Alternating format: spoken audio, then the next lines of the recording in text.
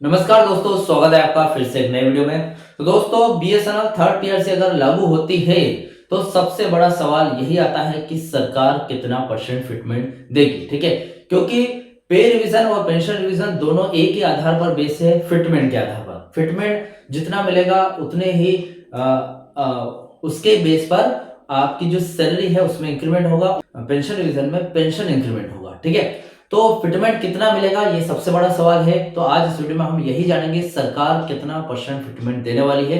क्योंकि देखिए, कर्मचारियों ने तो डिमांड की है कि भैया हमें 15% फिटमेंट दे दो, 20% फिटमेंट दे दो। ठीक है, लेकिन कर्मचारियों के कहने से ज्यादा कुछ नहीं होगा, दबाव बनाने से होगा। लेकिन अभी फिलहाल सरकार 5 से 10% फिटमेंट देने के मूड में है। ठीक है, अगर सरकार 5% फिटमेंट देती है तो यहाँ पर कर्मचारियों पर क्या असर पड़ेगा उसका, या फिर कर्मचारी की सैलरी पर कितना असर पड़ेगा और पेंशनर्स की पेंशन पर कितना असर पड़ेगा। आज इस वीडियो में डिटेल तरीके से इस बात की जानकारी दूंगा आपको कि अगर सरकार 5% फिटमेंट देती है तो क्या होगा। ठीक है, तो चलिए, चैनल पर तो सब्सक्राइब करें। मेरा नाम है सोनू विश्वकर्मा। जानकारी यूजफुल लगे तो लाइक करके जरूर जाना। चलिए दोस्तों, बढ़ाते हैं वीडियो को आगे। दोस्तों देखिए, यहाँ पर देखिए 15% फिटमेंट मानो। देखिए, सबसे पहले बात कर लेते हैं बीएसएनएल में थर्ड पे रिवीजन को लेकर बहुत सारे जो लाखों कर्मचारी और पेंशनर्स के मन में एक ही सवाल है, सरकार की जेब से कितना निकलेगा। तो चलिए, आज फरवरी 2026 की लेटेस्ट अपडेट के साथ आपको पॉइंट बाय पॉइंट ये जानकारी देता हूं। ठीक है, देखिए यहाँ पर पहला पॉइंट है, सरकार कितना परसेंट फिटमेंट देगी, 15%, 10% या फिर 5%। थर्ड पीआरसी के नियमों के अनुसार फिटमेंट का फैसला कंपनी के मुनाफे यानी कि प्रॉफिट पर टिका हुआ है, जिसे अफोर्डेबिलिटी क्लॉज कहते हैं। ठीक है, 15% फिटमेंट की बात करूं तो यह उन कंपनियों को मिलता है जो भारी मुनाफे में है। ठीक है, यानी कि काफी प्रॉफिट कर रही है। बीएसएनएल अभी घाटे से उबरने की कोशिश कर रहा है, इसलिए 15% की राह थोड़ी सी मुश्किल है। ठीक है, यानी कि 15% अभी क्या है कि इतने साल से घाटे में था, अभी फिलहाल घाटे से बाहर होने की कोशिश कर रहा है बीएसएनएल। ठीक है, 4G 5G रोल आउट के बाद यहाँ पर बीएसएनएल कंपनी मुनाफे में हो जाएगी धीरे धीरे। ठीक है, हालांकि यूनियन इसकी पुनर्जोड़ मांग करे कि भले ही भैया घाटे में हो, लेकिन हमको तो 15% ही दो। ठीक है, अब 10 या फिर 5% फिटमेंट की बात करूं तो अगर सरकार बीएसएनएल को विशेष राहत देती है, यानी कि अफोर्डेबिलिटी क्लॉज को हटाकर, तो बीच का रास्ता निकालते हुए 5% या फिर 10% मुहर लग सकती है। ठीक है, आज के अपडेट की बात करूं तो हाल ही में अक्टूबर 2025 से फरवरी 2025 की है, मैनेजमेंट और यूनियनों के बीच हुए समझौते में यह बात बनी है कि नॉन एग्जीक्यूटिव एम्प्लॉयज को वही फिटमेंट मिलेगा जो ऑफिसर्स यानी कि एग्जीक्यूटिव एम्प्लॉयज को दिया जाएगा। ठीक है, यानी कि दोनों में भेदभाव नहीं किया जाएगा। अभी जो फाइल है वो सरकार के पास है, यानी कि बोर्ड का अप्रूवल नहीं मिला है, उसके बाद डोट का मिलेगा। ठीक है, तो इसलिए वह कितने प्रतिशत मंजूरी देती है इस पर डिपेंड करता है कि सरकार फाइल पर मुहर लगाने के बाद। ठीक है, अगर 5% फिटमेंट मिला तो क्या असर पड़ेगा। देखिए, यहां पर दूसरा पॉइंट है कि अगर 5% फिटमेंट मिला तो क्या असर पड़ेगा, तो ये देख लेते हैं। सबसे पहले देखिए, यदि सरकार सबसे कम यानी कि 5% फिटमेंट देती है तो इसका असर क्या दिखेगा, देख लेते हैं। कर्मचारी पर असर देख लेते हैं पहले, फिर पेंशन पर देख लेते हैं। ठीक है, देखिए कर्मचारी पर असर कैसे पड़ेगा, एक तो सैलरी में असर पड़ेगा, जो सैलरी में मामूली बढ़त होगी, यानी कि 5% फिटमेंट का मतलब यह है कि आपकी बेसिक पे प्लस डीए पर सिर्फ 5% इजाफा होगा।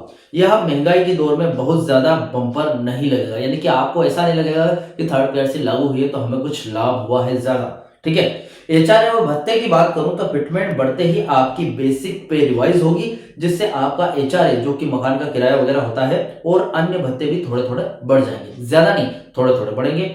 उसके बाद पुराना बकाया राशि यानी कि एरियर्स की बात करूं तो अगर यह 1 जनवरी 2017 से इफेक्टिव डेट के हिसाब से लागू है तो 5% के हिसाब से एरियर में भी एक अच्छी रकम बन सकती है, बशर्ते सरकार एरियर देने को राजी हो जानी चाहिए। यानी कि अगर सरकार एरियर देगी तो आपको 5% के हिसाब से भी काफी ज्यादा पैसे मिलने के चांसेस है। यानी कि आपकी सैलरी अगर 20,000 रुपए है, 2017 के टाइम पे 20,000 थी बेसिक सैलरी, तो हो आपका जो एरियर है 5 लाख के करीब तो बन जाएगा। ठीक है, तो एक अच्छी खासी बढ़ोतरी हो जाएगी एरियर में, लेकिन शर्त यह है कि सरकार देनी चाहिए एरियर। ठीक है, अगर सरकार नोशनल फिक्सेशन लागू कर देती और सिर्फ कागजों में आपका एरियर रह जाएगा कि आपको मिल गया और इन प्रैक्टिकली आपके हैंड में कुछ भी नहीं आएगा। ठीक है, पेंशनर्स पर असर की बात करूं तो क्या क्या हो सकता है। पेंशन रिवीजन पर सबसे ज्यादा असर पड़ेगा। पेंशनर्स के लिए 5% फिटमेंट का मतलब यह है कि उनकी वर्तमान बेसिक पेंशन में 5% की वृद्धि।